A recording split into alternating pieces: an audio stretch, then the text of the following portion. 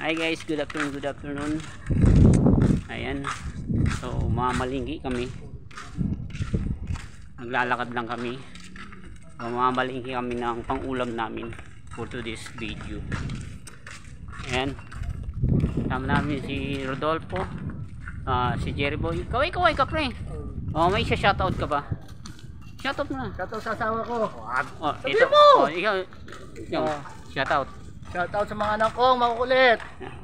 Ayan guys, so ito yung yan, galing kami dun sa dulo guys. So ito yung daanan namin puntang tindahan. So masama na naman panahon.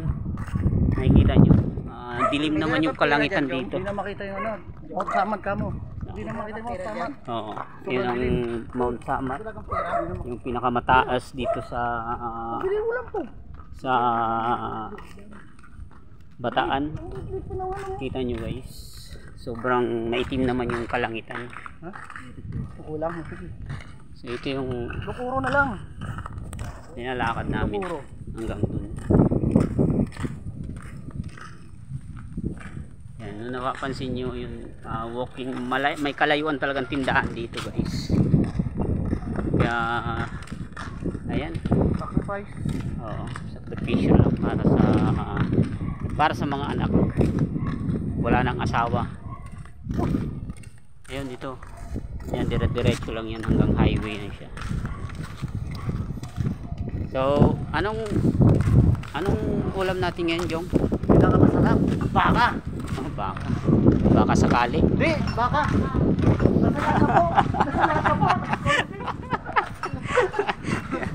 Baka, 2 kilo. 2 kilong latang. Corn beef. So yun talaga guys ang ulam ng construction worker. Ganon ang kami mga construction worker. So Baka lang. tiis sa mga dilata. Ganon talagang buhay. Tapos minsan yun, hanapan pa tayo ng budget, di ba? Kung alam namang hirap ng construction din. Nakakalasin din eh. So andito na kami sa highway. Ang sarap yung munggo, no? Doon sa highway guys. So yan ang highway. Dire-diretso lang kami.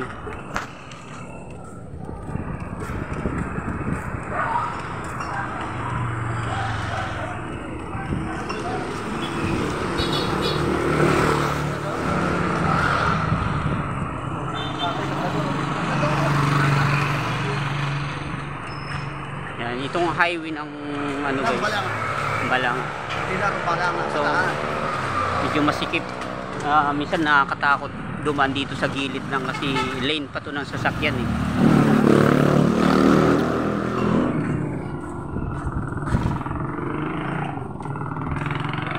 Diyan tayo bibili ulam.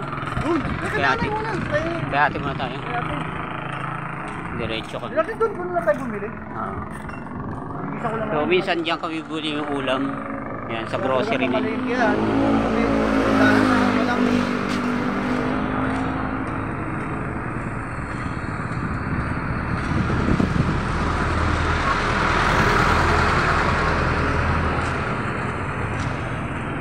Kaway naman kayo dyan. Jerbox, para kang. Ayan, ito yung so diba may kalayuan talaga yung tindahan at may GCash. Yun lang dito, may GCash. So malayo.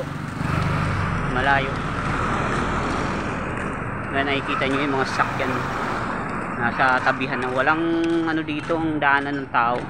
Saktong-sakto lang yung sasakyan. Ayan, medyo masikip.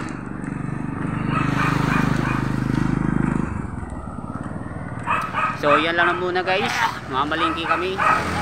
Ayan, see you tomorrow. Thank you for watching, bye bye.